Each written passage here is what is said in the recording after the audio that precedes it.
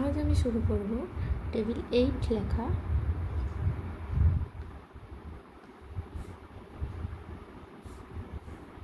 যদিও বলে দিচ্ছি বাচ্চাদের সব সময় মুখস্থ করতেই হবে, মুখস্থ ছাড়া কোনো উপায় নেই। তাও আমি খুব সহজে টেবিল 8 কীভাবে লিখতে হয় সেটা লিখে দেখাবো। প্রথমে আমি সাজিয়ে নিচ্ছি 8-এর ঘরটা।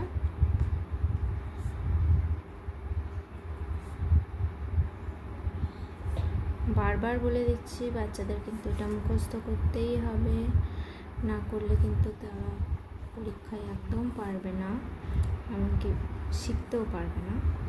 এটা সহজ পদ্ধতি একটু বলে রাখছি, কাজে লাগতে পারে।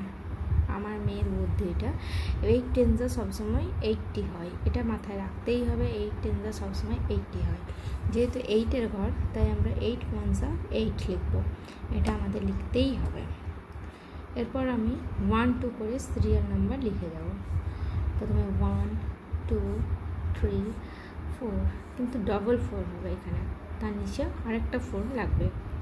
5 6 7 8 আমার লেখাই আছে। এদিক থেকে 2 ঘর কম করে করে আমাকে লিখতে হবে।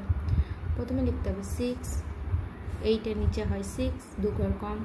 6-এর নিচে 2 ঘর কম 4, 4-এর 2 ঘর কম 2, তারপর 0, আবার সেম 8 6 4 2 0 চলে এসছে। 8-এর ঘর কমপ্লিট। কেমন হলো সবাই জানিয়ে।